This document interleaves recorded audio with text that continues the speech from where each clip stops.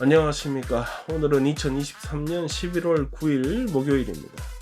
멜버른 날씨가 모처럼 찐득찐득합니다. 여러분들도 찐득하게 제가 올린 영상 꾸준히 시청해 주시기를 바랍니다. 아직도 구독 눌러본 적이 없다 이런 분들은 오늘 구독 한 번만, 두 번 말고 한 번만 눌러달라고 부탁드리면서 시작해 봅니다. 어제 제가 옵터스 먹통 상황에 대해 한창 말하고 있을 때만 해도 잠깐 그러다 말겠지 싶었는데, 어제 사태는 생각보다 시간도 길어졌고 여파도 상당히 크게 느껴집니다.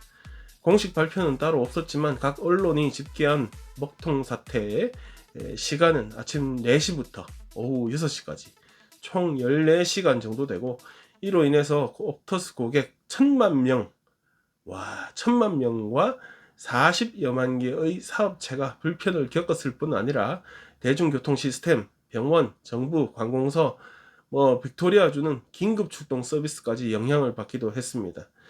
그런데 아직도 언뜻 이해가 안 되는 것은, 옵터스가 망가졌는데 기차는 왜 안 댕기지? 왜 그렇지? 다른 주는 기차들이 다 댕기는데 별 문제가 없었는데 왜 빅토리아주만 그런 피해가 있었는 건지 참 모를 일입니다. 여튼 일부 고객들은 옵터스 간판이 붙어 있는 매장으로 가서 이거 어떻게 된 일이냐, 언제 복구되냐 이러면서 불편을 호소하고 해결책을 찾아보려고도 했다는데, 일부 매장은 그냥 셔터 내리고 고객 응대조차 포기했다고 합니다. 하긴 영업하기는 걸렸으니까 그럴 수도 있겠다 싶습니다. 한 방송사에 출연한 옵터스 CEO는 사과한다고 말은 하는데, 들어보니까 저는 무슨 AI가 말하는지 알았습니다. 또 좋은 소식이 있다길래 뭐라 그러나 들어봤더니, 그래도 몇 군데서 복구되기 시작했다. 그게 좋은 소식인가? 응? 여튼 그 로버트 같이 그런 식으로 미안하다고 말은 한 다음에, 인터뷰 진행자가 이번 사태도 그렇고 옵터스가 사고를 많이 치는데 이번에는 어떤 식으로 소비자를 달래줄 것이냐 라고 묻자, 이 로버트 같은 CEO는 여지껏 별 문제 없다가 한번 이런 거다, 지가 아는 바 이런 적 단 한 번도 없다 라는 식으로 대답하기도 했습니다. 영원히 1도 없이 대답을 하는데 옵터스하고는 아무 관계 없는, 제가 들어도 짜증이 날 지경이었는데, 인터뷰 이후에 다른 사람들이 야, 진짜 싸가지 없다고 항의하는 전화를 막 걸기도 하였습니다. 그건 그렇고 옵터스가 안 되니까 CEO 지도 방송사에 전화를 못 해가지고 위챗이나 하여튼 다른 통신 방법 이용해서 전화 통화를 했다고 합니다. 지금까지 나온 이야기로는 옵터스가 이번 사태로 피해를 본 고객들에게 전부 보상을 해준다고 하는데, 온라인 주문이나 결제 시스템 작동 안 돼서 영업 제대로 못한 카페, 식당, 소매점 이런 거 한두 군데 아닌데 어떻게 하려는지 모를 일입니다. 아까 방금 들은 얘기로는 개인 고객들 경우 이불 아닙니다. 추울 때 덮는 이불 말고 동전 하나, 이불 보상해 준다고 합니다. 잘못 들은 거겠죠, 그죠? 아니면 이거 완전 놀리는 거잖아 지금. 일부 보도에서는 어제 사태의 원인은 옵터스가 원래 진행하는, 정기적으로 하는 무슨 작업 중에 뭐가 잘못돼 가지고 몽땅 먹통이 되는 상황이 벌어졌다 이렇게 나오는데, 근거는 새벽 4시라는 시점이 보통 일반적으로 작업 시작하는 시점이라는 것입니다. 아직까지도 옵터스 공식 입장은 기술적 네트워크 장애 라는 것일 뿐 구체적인 원인은 발표되지 않은 상황입니다. 어제 사태로 인해 옵터스 주가는 5% 빠져나갔고 텔스트라는 엉겁결에 주가가 올라가기도 하였습니다. 정부 당국은 이번 사태에 대한 조사를 예고하였습니다. 관련 기사를 보다 보니까 어머니를 병원에 입원시킨 딸이 얼마 남지 않은 어머니 옆을 계속 지킬 수만은 없으니까 병원 직원들에게 뭔 일 있으면 바로 연락해달라, 그러고 병원에서 10분 거리인 집에 잠시 다녀오겠다 그러고 집으로 갔었답니다. 집에서 밀린 일 좀 하고 있었겠죠.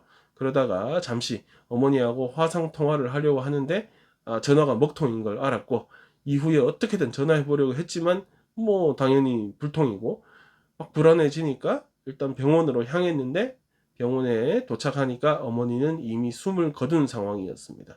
병원에서도 이 어머니 상황이 안 좋아지니까 계속 수차례 전화를 시도했는데 불통이었다고 합니다.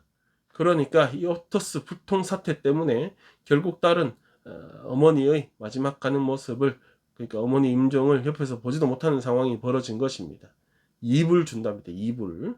통신사 입장에서 이런 사고가 일어날 수 있다고 뭐 말은 하겠지만, 뭐 솔직히 어떤 일이든 일어날 수 있는 것이라 생각을 해보면 그 여파가 장난이 아닌데 그만큼 대책이 있어야 한다는 생각이 들었습니다. 이번에 저도 알았지만 로밍이라는 게 통신사끼리도 이루어질 수 있다고 합니다. 저는 뭐 제가 알기로 로밍이라는 것은 외국 나갈 때 뭐 그렇게 되는 줄 알았는데, 옵터스가 목통이 되면 자동으로 보다폰이나 테레스트라망 통해서 최소한 긴급 통화라도 할 수 있다는 것입니다. 이게 뭐 엄청난 기술을 요하는 것도 아니라고 합니다. 통신사 간에 사전에 뭔 계약만 하면 되고 국가가 허용해주면 된다고 합니다. 실제 미국, 캐나다, 뉴질랜드 등 다른 국가는 이미 이런 비상 상황에서의 로밍이 허용되고 있다고 합니다. 그건 그렇고, 어제 옵터스 사태를 보면서 느낀 점은, 옵터스는 네트워크 자체만 목통이 아니라 고객 서비스 마인드 자체가 그냥 불통, 목통이었다. 지난 1년간 호주인들의 기대 수명이 약간 줄었다는 통계가 나왔습니다. 통계를 근거로 보면 오늘 태어난 남자아이는 81.2년을 살게 되고 여자아이는 85.3년을 살게 된다고 합니다. 이는 지난번 발표보다 0.1년 줄어든 것이고 1993년도 발표 이후 처음으로 줄어든 것이라고 합니다. 주별로 보면 ACT가 남성 82.2세, 여성 86세로 기대 수명이 가장 길게 나왔고, 노던 테리토리가 남성 76.2세, 여성은 80.7세로 가장 짧은 것으로 나왔습니다. 통계청 분석으로는 코비드로 인한 사망자 숫자가 늘어난 것이 영향을 끼쳤다는 것입니다. 예전 조사는 코비드 초반의 사망자 숫자만 반영이 된 것이었고, 이번에 처음으로 코비드 전체 기간 반영된 것이다 보니까 그렇다는 것인데, 그러면 되려 너무 적게 줄어든 거 아니냐, 이런 질문이 발생합니다. 통계청 설명은 코비드로 인한 사망자 역시 80세 이상 고령자가 많았기 때문에 평균을 내는 데 있어서 큰 영향을 끼치지는 못했다고 합니다. 0.1년 줄었다고는 하지만 여전히 호주의 기대 수명은 일본, 모나코 이어서 세계 3위라고 하고, 일본하고 모나코도 코비드 때문에 역시 기대 수명이 약간 줄었었다고 합니다. 그래서 국가별 숫자를 쭉 봤는데 한국의 여성들은 기대 수명이 일본과 모나코 다음으로 호주도 제쳐버리고 세계 3위인데, 한국 남성들은 어찌된 일인지 15위입니다. 남자들이 훨씬 더 빨리 죽는다. 뭔 일인지는 모르겠으나, 저는 뭐 나중에 은퇴하면 한국 갈 거냐? 아니요. 저는 호주 있고 싶습니다. 이민 잘 왔다는 생각을 항상 하고 있고, 특히 요즘 들어서 더 자주 합니다. 그리고 요거 보니까 또 그 생각이 듭니다. 한국 가면 빨리 죽을 것 같아요. 그런데 좀 다른 소식, 빅토리아주 북서부 지역 눌라윌이라는 지역에서 올해 25세, 아이고 젊었는데 프랑스 국적 젊은 남성이 사망하는 일이 있었습니다. 지난 10월 24일 저녁에 숙소에서 정신을 잃은 채로 친구들한테 발견되었고, 친구들은 뭐 인공호흡도 하고 어떻게든 살려보려고 했다고 합니다. 이후 300km나 떨어진 멜번에 있는 알프레드 병원으로 심정지 상태에서 이송되었는데, 결국 병원에서도 뭐 손 못 쓰고 그냥 사망하게 된 것이랍니다. 이 청년을 고용했던 지역의 농장주는 청년의 발에 뱀이 문 자국이 있다면서 뱀에 물려서 사망한 것이라 말했습니다. 근무 시간에는 안전화 같은 거 착용하니까 그때 물렸을 가능성은 적고, 퇴근 후 어디선가 물렸을 것이라 말입니다. 예상으로는 청년 본인도 뱀에 물렸다는 것을 뭐 전혀 몰랐을 가능성이 크답니다. 경찰은 청년의 사망에서 특이점은 없다고 밝혔지만, 월크세이프는 혹시나 해서 청년의 직장이었던 이 농장에 대한 조사를 시작하였답니다. 저도 공원이나 어디나 걷다 보면 뱀을 가끔 보는데 무조건 피하는 것이 좋습니다. 호주에 오래 산 사람들이야 뭐 블랙 스네이크네, 브라운 스네이크네, 아니네, 뭐 독사인지 뭔지 구분도 하겠지만, 솔직히 저는 뭐 아무것도 모르니까 그냥 도망가는 것이 제일 안전합니다. 80세까지 살아야 되지 않겠습니까? 지난 토요일 멜번 시내에 있는 마블 스타디움에서 트와이스가 공연을 하고 간 이후에 어제는 아이브가 2023년에서 24년으로 이어지는 월드 투어 Show What I Have 일정을 발표하였습니다. 트와이스도 그렇고 아이브도 그렇고 대한민국 걸그룹 티어 1이라고 생각하시면 됩니다. 딸애한테 물어보니까 호주에서도 팬층이 상당하다고 합니다. 여튼 일정은 이번 달 11월에 요코하마에서 공연하고 좀 쉬었다가 내년 1월 달에 다시 재개해서 일본, 태국, 싱가폴, 말레이시아 등 아시아권에서 공연을 한 다음에 3월에는 미국으로 가서 각 지역을 순회 공연하고 좀 쉬었다가 또 6월에 유럽으로 갔다가 7월에 다시 남미로 공연을 하게 된답니다.